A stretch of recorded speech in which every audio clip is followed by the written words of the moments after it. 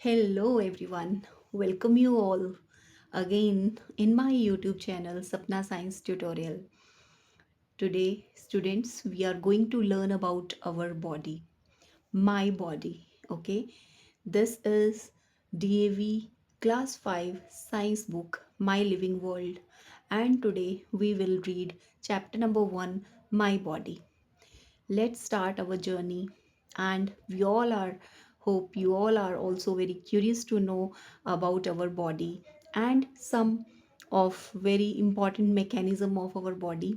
One such important mechanism is breathing system. तो आज हम बच्चों ब्रीदिंग सिस्टम के बारे में भी जानेंगे, जो कि बहुत इंपॉर्टेंट पार्ट है हमारे लाइफ का।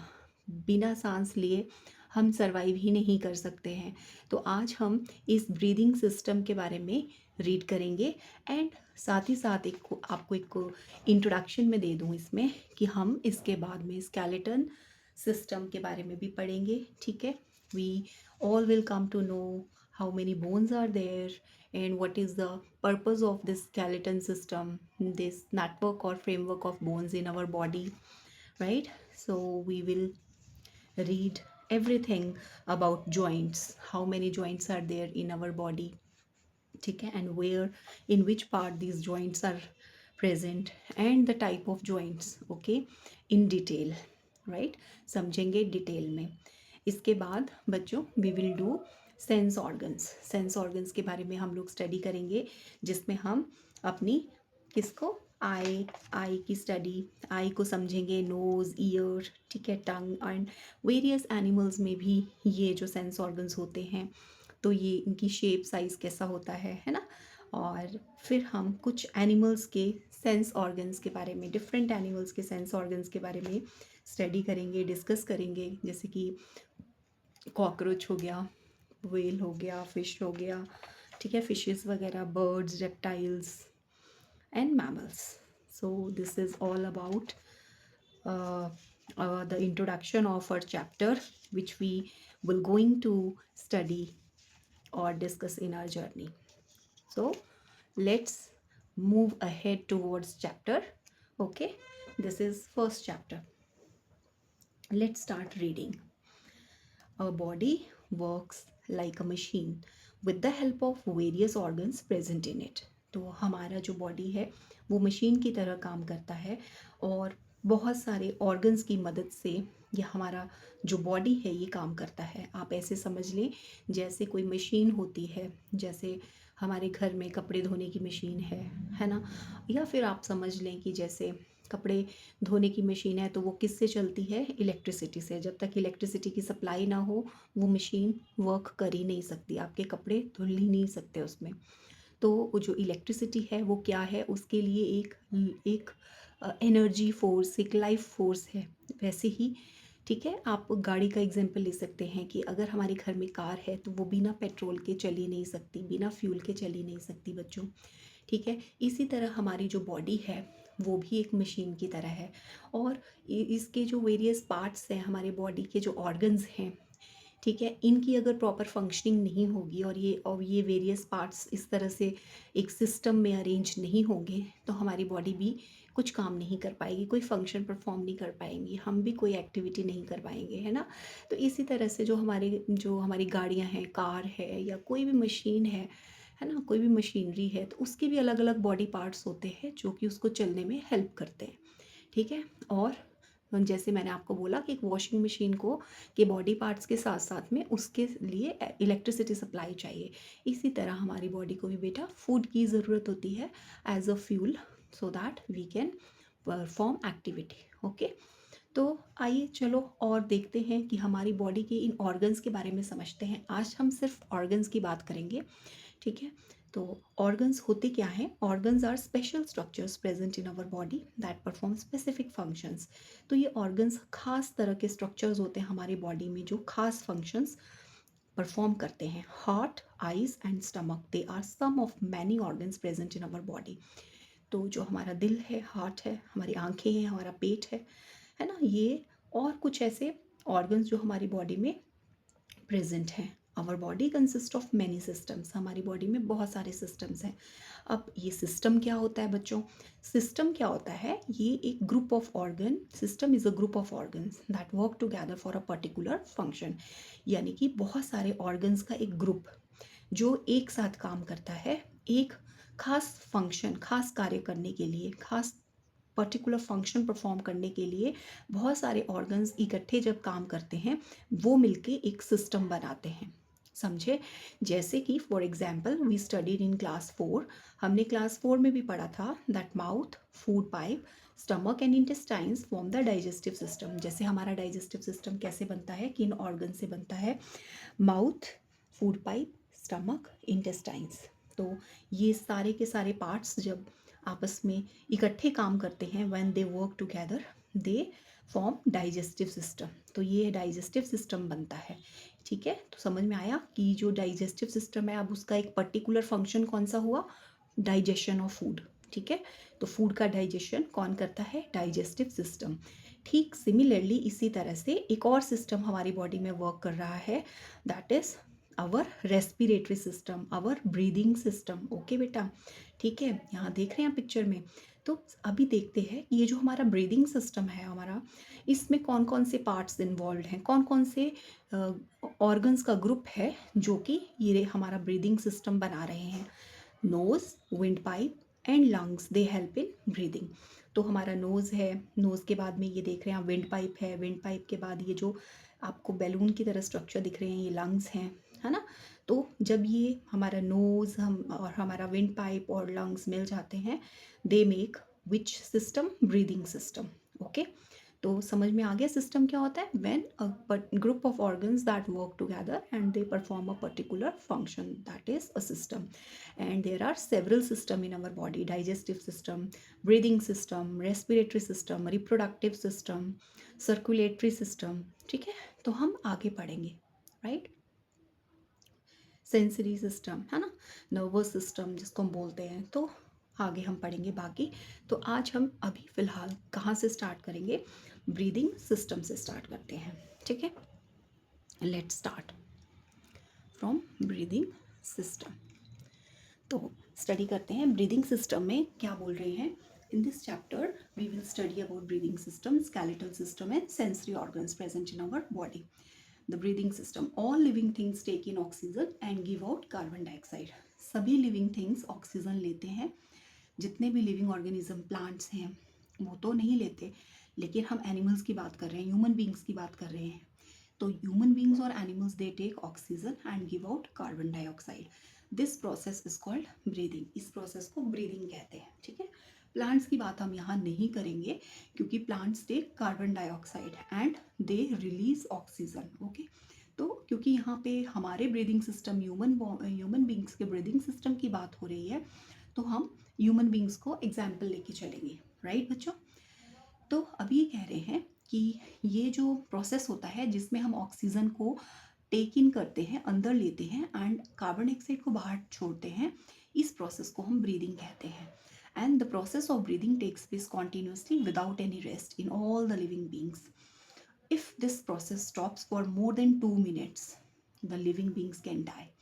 कहते हैं कि अगर 2 मिनट से, अगर हम ये जो प्रोसेस है अगर 2 मिनट के लिए भी बंद हो जाता है तो लिविंग बींग मर सकता है, ठीक है?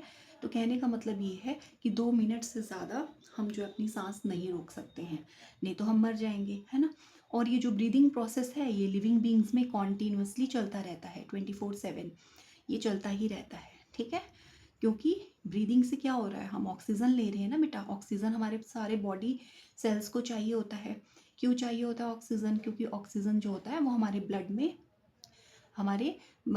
में क्या हो जाता है, मिक्स होता है और हमें एनर्जी देता है। अभी आप इतना समझो, वैसे तो ऑक्सीजन जो जब हम ले रहे हैं और जो हम फूड खाते हैं, तो ये क्या करता है, ऑक्सीजन क्या करता है, ये एयर क्या करता है, ऑक्सीजन हमारे फूड को ब्रेक डाउन करता है, ठीक है? और ब्रेक डाउन करके इसको तोड़ के फूड को ये उसको एनर्जी में कन्वर्ट करता है। तो ऑक्सीजन का इतना बड़ा रोल है बच्चों। ऑक्सीजन हमारे फूड को डाइजेस्ट करने में हेल्प करता है और उसे एनर्जी में कन्वर्ट करता है। ओके, तो ब्रीदिंग हमारे लिए बहुत इंपॉर्टेंट है, right. Which parts of your body are involve when you breathe. अब कह रहे हैं कि जब आप ब्रीद करते हो बच्चों, तो आप खुद ऑब्जर्व करो कि आपकी बॉडी का कौन सा पार्ट जो है उस टाइम पे वो एक्टिव है, कौन सा पार्ट जो में आपको फील हो रहा है कि वो पार्ट फंक्शन कर रहा है जब आप सांस ले रहे हो। तो ऑब्वियसली आप चेस्ट पे हाथ रखिए, आपकी लंग्स, ठीक है, आपको लंग्स लगेंगे कि जो हमारे लंग्स हैं, ठीक है, तो उनको आप फील कीजिए, ठीक है, अपनी रिब्स को फील कीजिए। तो ये सारा का सारा जो है वो आप क्या बनाता है, आपका ब्रीदिंग सिस्टम बना रहा है, ठीक है। तो ये जो लंग्स है हमारे कहाँ पर प्रेजेंट है, हमारे ये जो चेस्ट रीजन है इसके अंदर हमारे लंग्स प्रेजेंट है, ठीक है। तो ये देख लीजिए, ये नीचे जो है वो डायफ्राम है, लंग्स के नीचे एक ऐसे डोम शेप्ड स्ट्रक्चर आपको दिख रहा होगा यहाँ पे, ये क्या है, डायफ्राम है, ठीक है। तो ये भी जो है वो लंग्स के ठीक नीचे है, और ये क्या है, एक तरह से बाउंड्री समझ लीजिए, इसके नीचे हमारा पेट है, एब्डोमेन है ना। डायफ्राम के ऊपर लंग्स है और डायफ्राम के नीचे एब्डोमेन है, ठीक है। और ये जो दो लंग्स है ना बेटा हमारे, ये लेफ्ट लंग है, ये राइट लंग है, तो ये दो लंग्स के बीच में यहाँ पर लेफ्ट लंग के ठीक नीचे यहाँ थोड़ा सा स्पेस है चेस्ट कैविटी में, जहाँ हमारा हार्ट भी है, ठीक है। ये भी आपको पता होना चाहिए, हमारा हार्ट कहाँ पे है, दोनों लंग्स के बीच में, ठीक है। वो सर्कुलेशन का काम कर रहा है, वो ब्लड को सर्कुलेट करने का काम कर रहा है, और लंग्स क्या करते हैं, हमारे ब्लड को सॉरी हमारा जो, हाँ, हमारे ब्लड को प्योरीफाई करने का काम कर रहे हैं, है ना। तो ऑक्सीजन मिला रहे हैं हमारे ब्लड में, ब्लड प्योरीफाई हो रहा है, और प्योरीफाई होके लंग्स में, वो सॉरी हार्ट में जा रहा है, और हार्ट जो है वो उसको पंप कर रहा है, ब्लड को, प्योरीफाइड ब्लड को पंप कर रहा है हमारे सारे बॉडी सेल्स में। तो इस तरह से ये काम चल रहा है। और ये जो हमारा राइट लंग होता है ये स्लाइटली बड़ा होता है, slightly bigger than left lung, okay. क्यों होता है, क्योंकि हमारा जो लेफ्ट लंग छोटा इसलिए दिखता है हमें, क्योंकि जो लेफ्ट लंग है उसके ठीक यहाँ पर नीचे जो है एक साइड में हार्ट रहता है, तो वहाँ पे उसके कारण जो हमारा जो लेफ्ट लंग है वो थोड़ा नैरो दिखता है, ठीक है, राइट।